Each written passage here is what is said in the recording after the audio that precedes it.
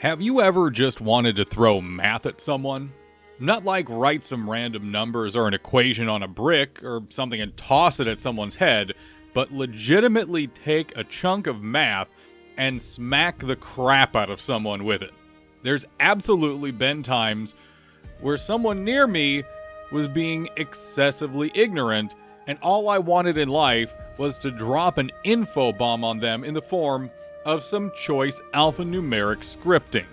While not the same thing exactly, per se, some magics in the Warcraft universe are incredibly close to this. With a focus on a scientific and clinical understanding of the arcane, many groups have honed their use of magical energies in the world down to a razor's edge. Dalaran, Quel'Thalas, and even the cloistered highborn of Dire Maul have all mastered the arcane magical mathematics, or mathemagics, if you're feeling saucy. Welcome to Ancient Lore, a discussion series where we peel back the layers of world building and story to examine, understand, and discuss where we came from in the World of Warcraft. Today's topics are the arcane magics, and as always, if you have any comments or questions, feel free to leave them in the comments section below or connect with me on my Discord.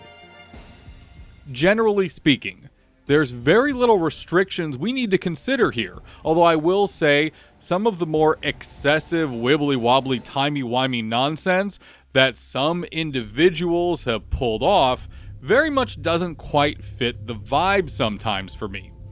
We're ripping a hole into space-time back to the time before the Horde existed? What is this, a cartoon full of dinosaurs?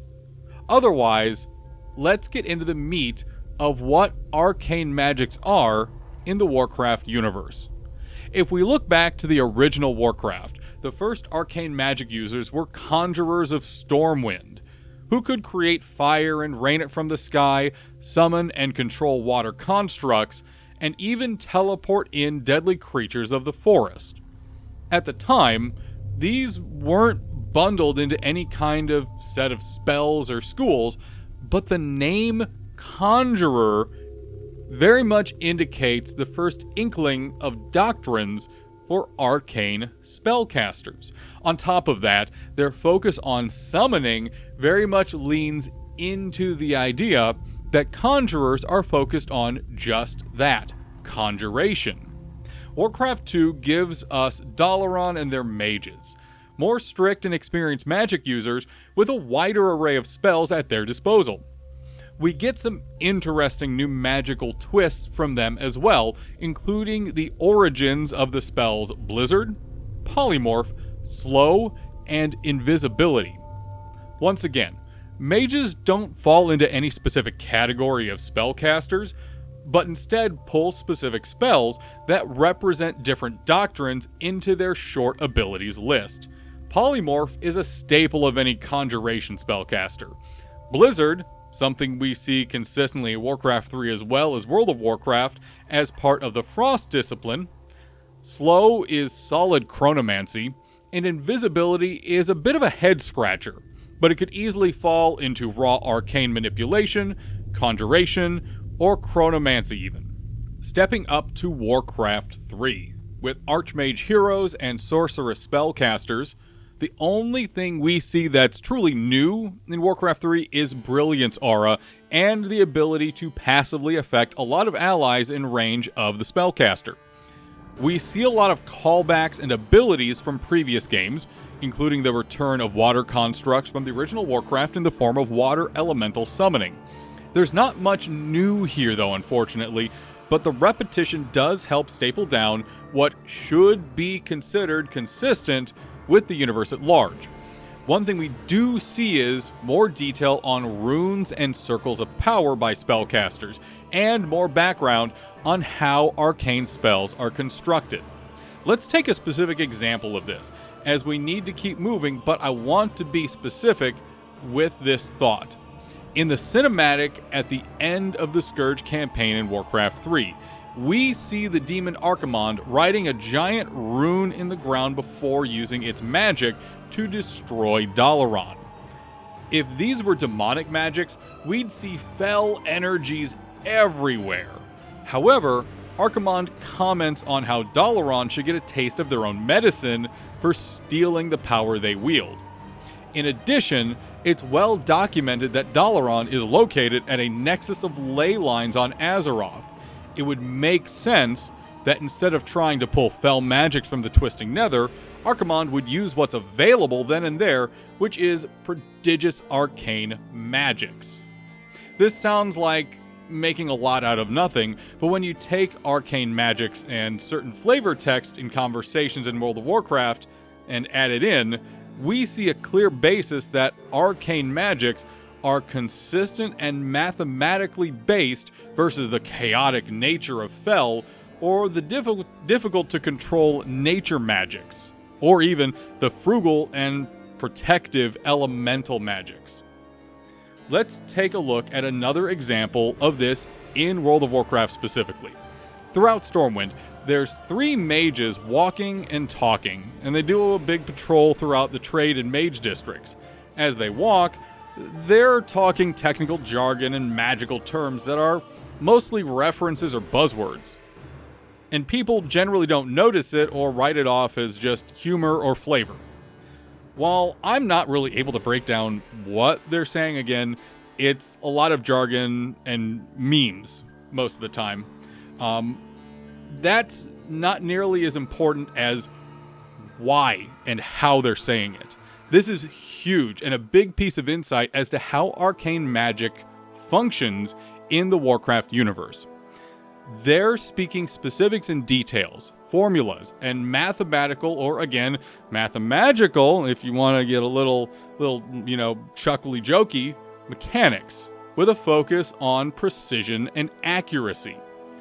This is akin to physicists discussing the nature of an experiment, trying to get the details right, or bakers even arguing over a few teaspoons of flour or salt in a recipe. It may be foreign math to us, but it shows arcane magics, along with what we've discussed previously, are just complicated mathematical equations in magic form. Let's take some time to go through what's considered the arcane schools or doctrines now. Fire, or pyromancy, is quite simply the use of arcane magics to generate heat or fire for the expressed goal of burning or lighting things on fire. Generally speaking, there isn't a lot of creation, transmutation, or control going on here, as this discipline in all is about breaking through individuals' resistances or defenses and doing as much damage as possible as quickly as possible. You see a lot of debuff manipulation in the School of Spellcraft, with damage over time, burning effects, and debuffs all increasing damage or spell critical chance. In a similar but opposite side of the arcane coin, Frost and Hydromancy both focus on control and debuff magics. While still potent spells when it comes to damage, Frost in particular is especially focused at the slowing and stopping of enemy movement, or forcing them to attack slower, or protecting the caster from offensive effects. It should be noted that while I bundle Hydromancy in with Frost, they are slightly distinct, as Hydromancers have a much greater investment in the Conjuration discipline and only use more basic Frost spells. We see Hydromancers rarely throughout the world, as the Archmages that were previously skilled Hydromancers were mostly killed off during the events of Warcraft 3. The namesake of the discipline, Arcane Manipulation, is a discipline that has a wide range of application and utility, focused more on supporting other specializations or something a spellcaster invests themselves in as part of a research project or experimentation. Arcane Manipulation involves altering how casting or a caster functions on both a passive and active level. From altering the mana availability of a caster to how potent a spellcast can reach, Arcane may not be a mainline discipline for most spellcasters, but it is still at least partially required reading or at least useful for almost every mage in existence. In the world of the more wild and weird disciplines, chronomancy is the active manipulation of time itself. Carefully watched over and sometimes toyed with by the bronze dragonflight, a vast majority of spellcasters who tap into the chronomancy side of arcane magics are usually gently corrected from doing so, or even more actively pursued and contained even. A limited amount of time manipulation is allowed, as long as it's not attempting to change anything. Historically, Medivh was experimenting with some excessive chronomantic experiments before he was killed off by Lothar and a group of Brotherhood of the Horse members during the First War. Teleportation is in a very similar vein to chronomancy, with two critical differences. The first is, instead of manipulation of time, teleportation is the manipulation of space. This may sound odd because we're all sitting on the planet, we're not out in space, but in a scientific sense, this is absolutely the correct term to use. Teleportation is manipulating the space side of the space-time equation. The second critical difference is there are few real restrictions on teleportation magics, as breaking any real consistent rule of the discipline simply results in the death of the spellcaster. Breathing in space or inside a rock wall is a challenge. Teleportation magics are relatively well understood and documented, and experimentation is rarely needed.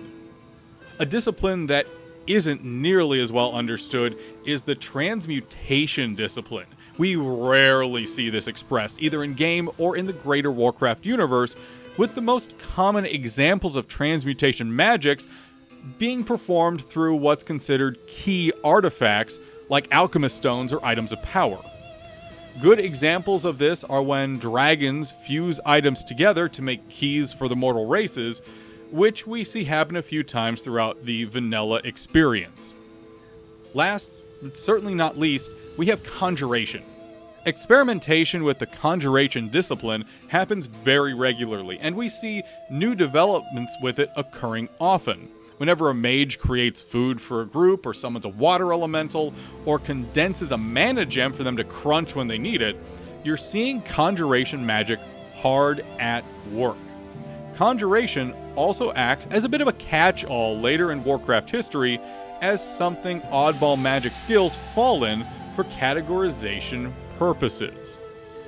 All in all, the arcane arts have been something that the Warcraft universe has taken a lot of time and detail to build out.